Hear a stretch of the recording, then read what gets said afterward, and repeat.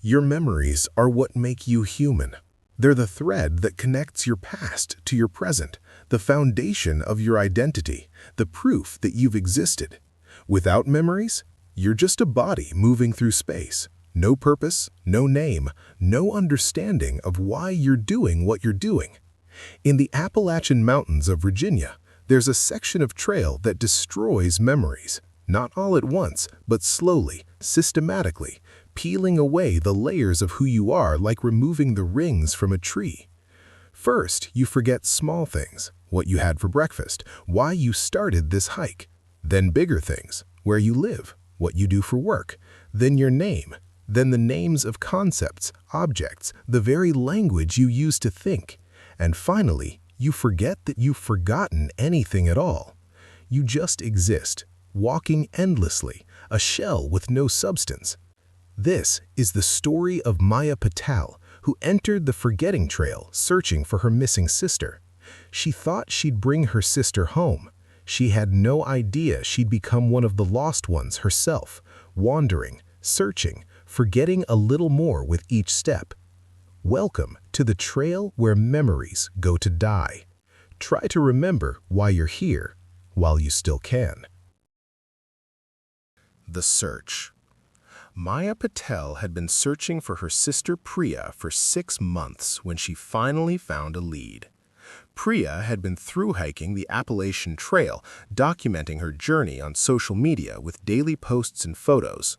Her last post had been from Virginia, somewhere near the Shenandoah section on April 17th. The photo showed a trail marker and Priya's smiling face with the caption, "Found a cool unmarked spur trail, going to explore for a few hours. See you all at the next shelter." That was the last anyone had heard from her. Priya never arrived at the next shelter.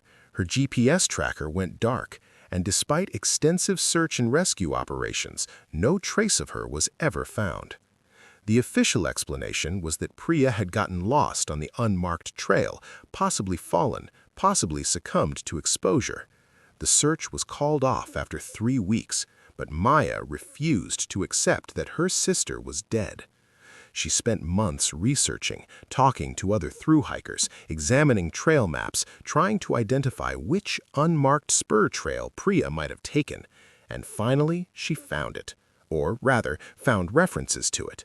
The trail had no official name, but hikers who'd encountered it called it different things: the Lost Trail, the Memory Path, the Trail to Nowhere. Most references were vague warnings on hiking forums. "Don't take the unmarked trail near mile marker 872, you won't find your way back." Something wrong with the trail that branches off north of the McAfee-Marb section. People who go there come back different, if they come back at all. Maya cross-referenced various locations mentioned in various posts and identified a section of the AT where multiple hikers had reported confusion, memory issues, or disappearances. It was near McAfee Knob, in a remote area that had been temporarily closed to the public in 1987 due to unsafe trail conditions, but had since been reopened, with the unmarked spur trail remaining officially unacknowledged. This had to be where Priya had gone, and if Maya could find that trail, maybe she could find her sister.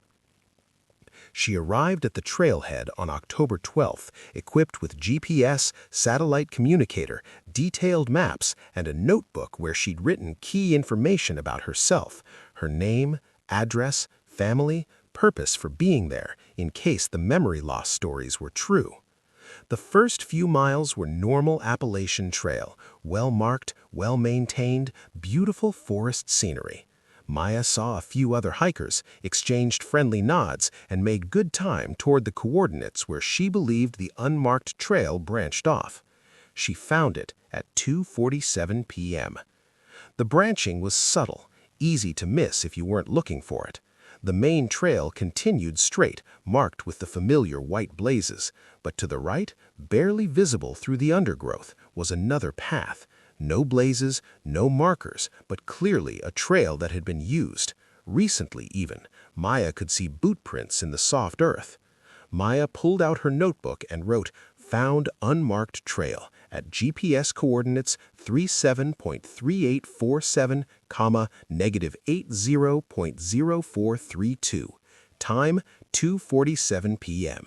Going to explore. If I'm not back by dark, follow my GPS track. She took a photo of the entrance of the trail and sent it via satellite messenger to her friend James with the message, "Found it, going in. If you don't hear from me in 6 hours, send help." Then Maya stepped on to the unmarked trail.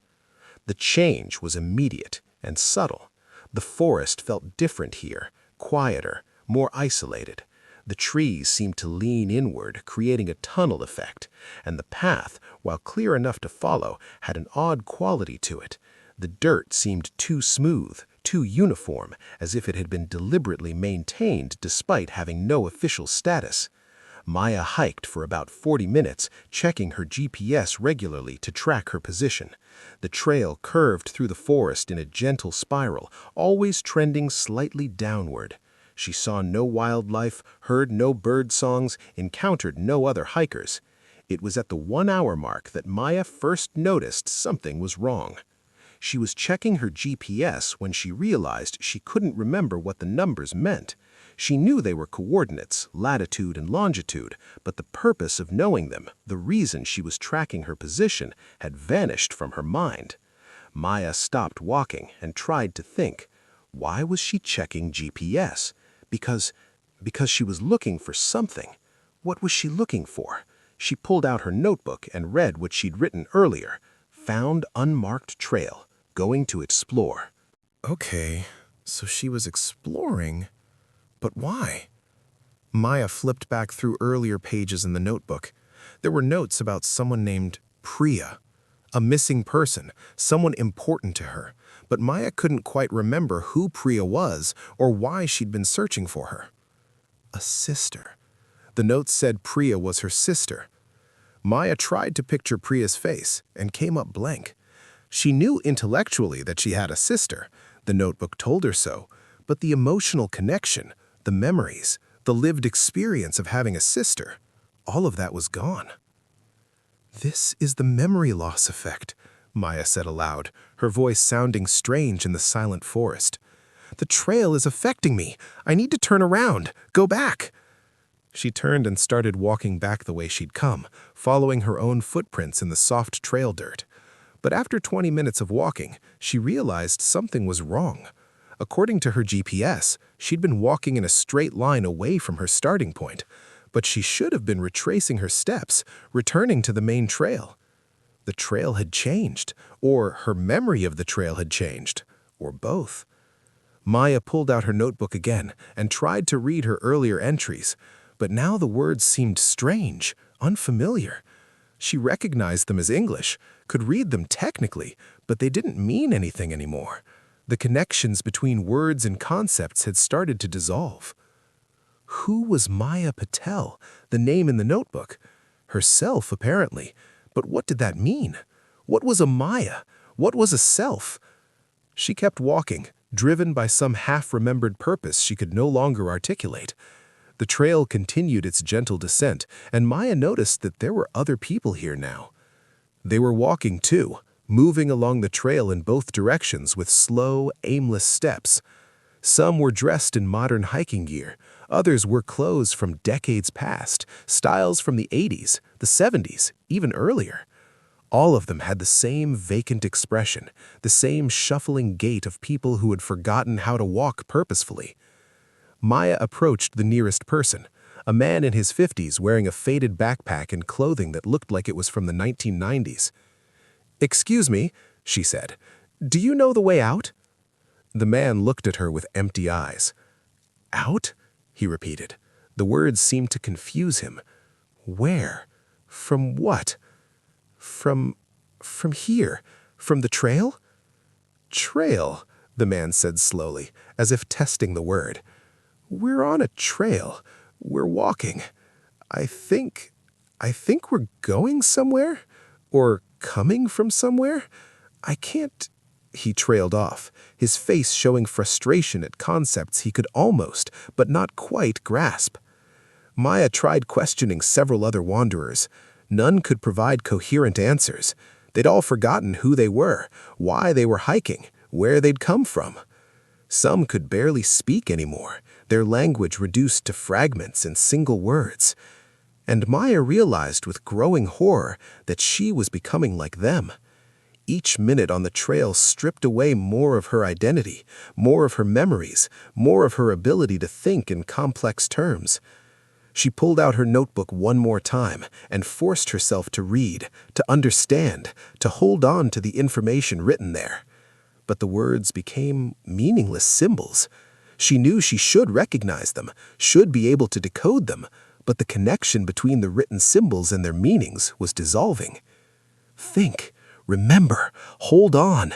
But hold on to what? To Maya Patel? Was that her? The name felt foreign now, like something that belonged to someone else. The face in the photo, was that her face? It looked familiar but distant, like someone she might have met once. Maya, was that her name? Maybe? Kept walking, because walking was what you did on a trail. That much still made sense. You put one foot in front of the other. You moved forward, or backward. Direction didn't matter much anymore. She encountered more wanderers, dozens of them, maybe hundreds, all trudging along the endless trail in various stages of memory loss. Some still wore backpacks, though they'd clearly forgotten what the bags were for.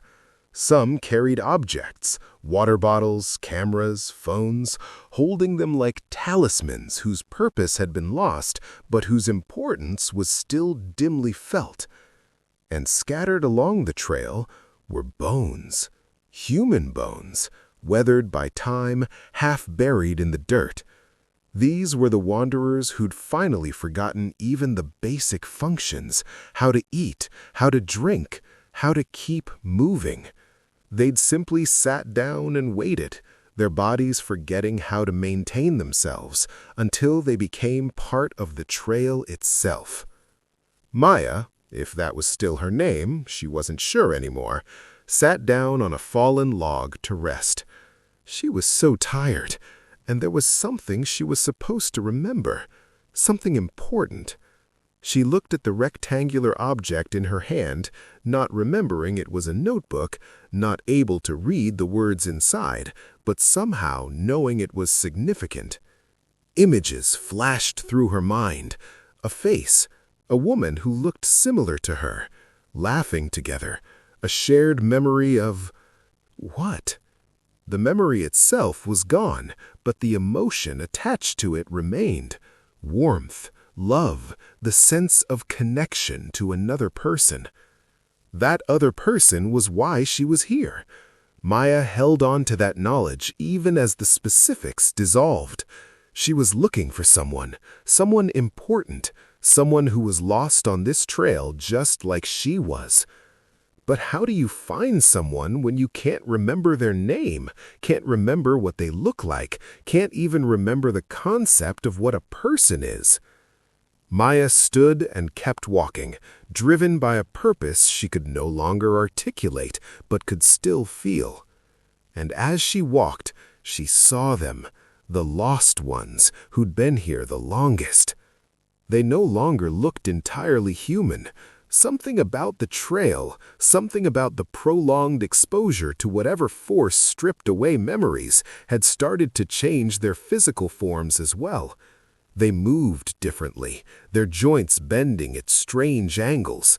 Their skin had a gray, translucent quality, and their eyes, when they looked at Maya, held no recognition, no awareness, nothing but empty void.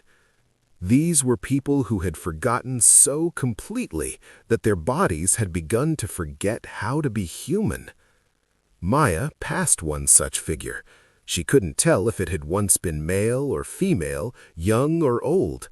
It was sitting beside the trail, moving its hands in repetitive patterns, tracing shapes in the dirt over and over. The shapes meant nothing, but the action itself seemed to comfort it. As Maya walked past, the figure reached out and grabbed her arm. Its grip was cold and too strong. It pulled her down, trying to make her sit beside it, trying to keep her in this place where forgetting was complete and infinite. Maya pulled away, some survival instinct deeper than memory, telling her to resist, to keep moving, to not give in. She stumbled forward, the figure's gray hands releasing her, and kept walking. The trail descended further. Maya, or whoever she had been, she wasn't sure anymore, no longer consulted maps or notebooks or tried to orient herself. Those tools required understanding concepts that had been erased from her mind. She simply walked, following the trail because it was there. And then she saw her, or rather saw someone who triggered a feeling of recognition so strong it pierced through the fog of amnesia. A woman, younger than Maya, if Maya was still her name, sitting on a rock beside the trail, holding a small device in her hands and staring at it with the vacant expression of someone who'd forgotten what the device was but still felt it should be important. Maya approached slowly. The woman looked up, and in that moment, something clicked. Not memory exactly, the specific details were gone, but recognition, a connection. This person mattered. This person was the one she'd been looking for. Maya struggled to form words, the language centers of her brain barely functional anymore. Do I know you? The woman tilted her head, studying Maya's face. I think so. Your face is familiar, but I can't. She gestured helplessly at her own head, indicating the vast blankness where her memories should be. Maya sat down beside her. Two people who had once been sisters, who had once shared a lifetime of memories, now strangers to each other and to themselves. But the bond remained, wordless and deep, persisting even when everything else was gone. They sat together in silence, because what was there to say when you'd forgotten language? What questions could you ask when you'd forgotten how questions worked? Time passed. How much? Neither could say. Maya noticed that more wanderers were gathering around them, the lost ones, drawn by something they couldn't name, forming a circle around the two women on the rock. And in that gathering, Maya felt something shift. The presence of others, the collective weight of all these lost identities seemed to create a resonance. Like instruments tuning to each other, the wanderers' remaining consciousness began to synchronize. Images started flooding into Maya's mind, not her memories, but fragments from all the other lost ones. A kaleidoscope of lives, identities, experiences, all jumbled together.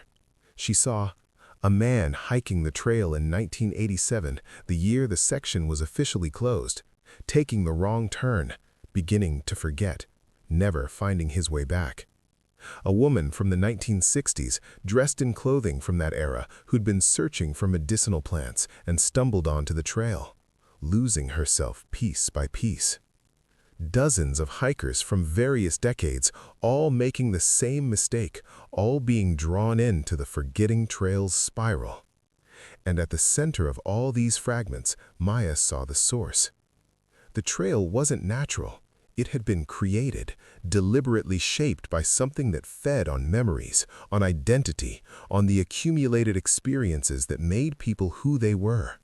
An entity that existed in the spaces between thoughts, that grew stronger with each person who forgot themselves on this path. The entity didn't have a form, not exactly. It was the trail itself, the trees that lined it, the very ground beneath their feet.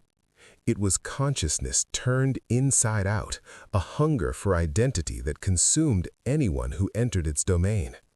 And the only way to escape was to remember something so fundamental, so essential to your being that the entity couldn't erase it. Something deeper than name or face or language.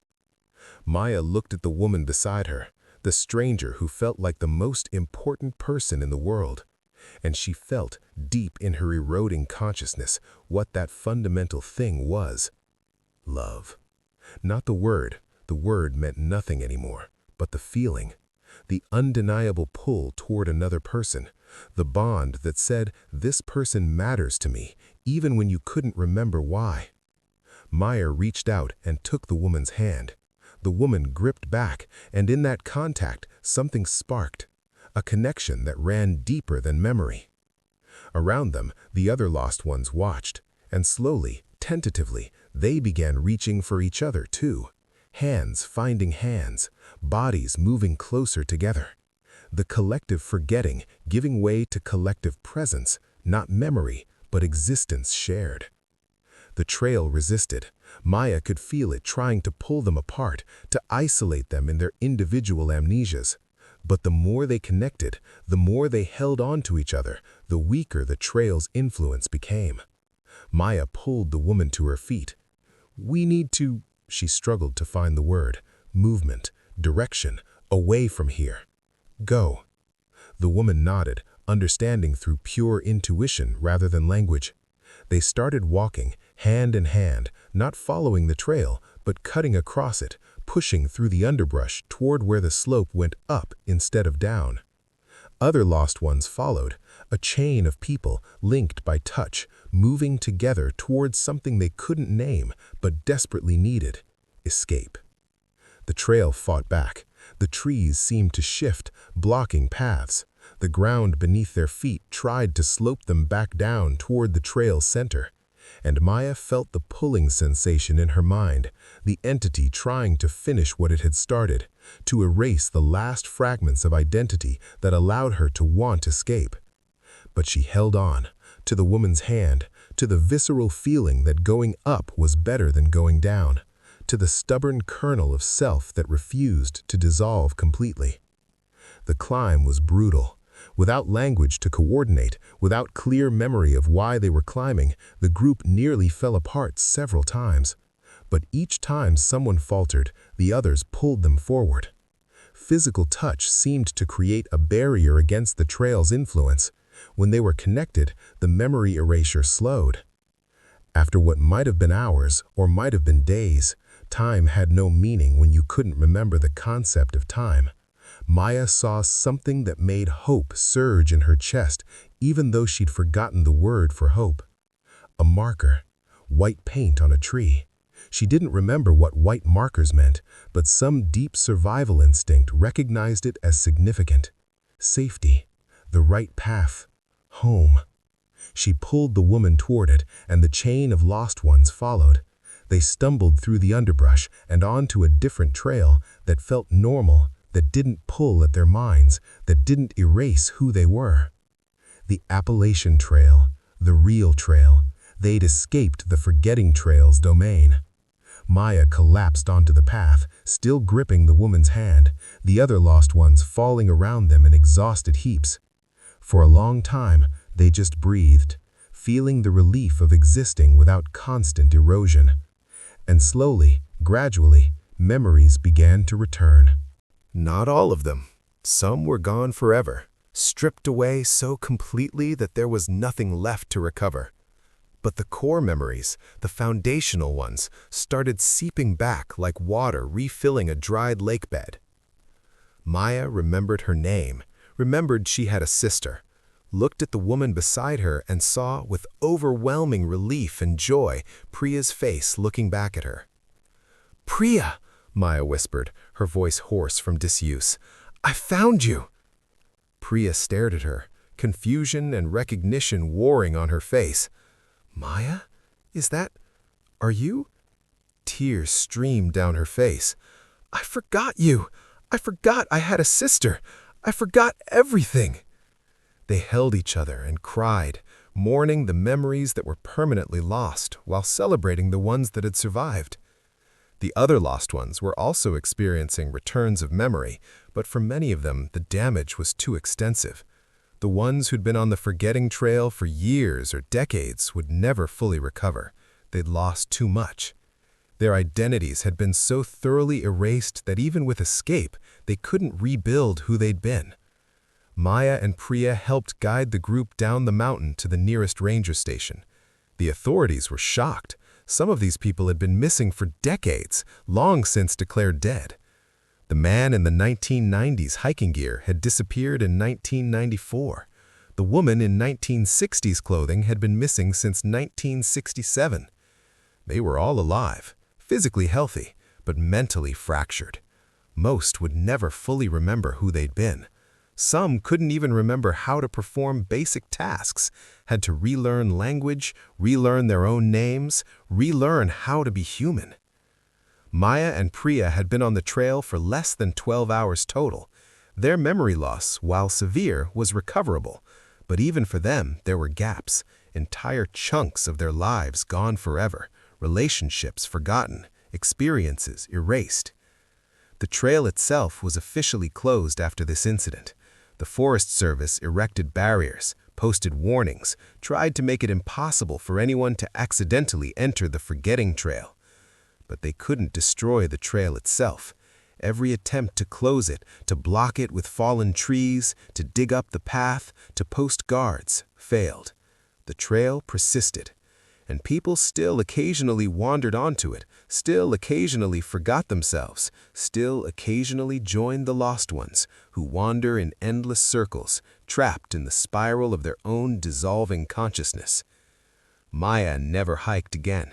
Couldn't bear to be in the forest, couldn't risk being near that trail. She'd gotten her sister back, but at the cost of part of herself, memories she could never recover, experiences erased from her mind forever. And sometimes, in her dreams, she's back on the trail, walking downward, feeling her identity slip away piece by piece, knowing she's forgetting, but unable to stop it. She wakes up gasping, checking her hands to make sure they're still flesh and not the translucent gray of the lost ones who'd been there too long. The Forgetting Trail waits in its hidden valley, patient, hungry, always ready for the next person who makes a wrong turn, who takes an unmarked path, who thinks they can resist its pull. Some of them escape, like Maya and Priya. Most don't. And the lost ones continue their endless wandering, forgetting and forgetting and forgetting until there's nothing left to forget, and they finally forget how to keep living. The trail remembers them, though. It remembers everyone. That's what it feeds on, after all. Stolen memories, erased identities, the accumulated lives of everyone who's lost themselves on its spiral path. And it's always hungry for more. Maya and Maya Patel both live in California now, as far from the Appalachian Mountains as they can get without leaving the country. They're in therapy, will be for the rest of their lives, trying to cope with the gaps in their memories, the blank spaces where experiences used to be. Maya can't remember her college graduation. Priya has forgotten her first love's name and face. They've lost years of shared childhood memories, family moments that are simply gone, erased by 6 hours on a trail that exists to consume identity.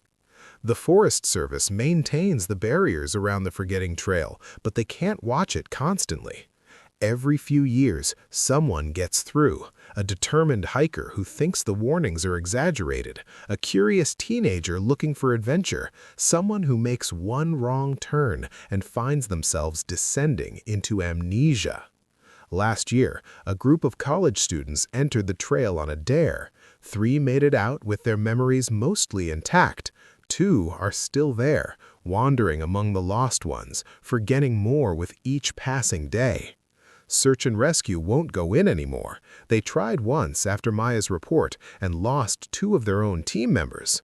The trail doesn't just trap the unwary, it actively calls to people, creates coincidences that lead hikers to take the wrong turn, generates GPS errors that point them toward its entrance.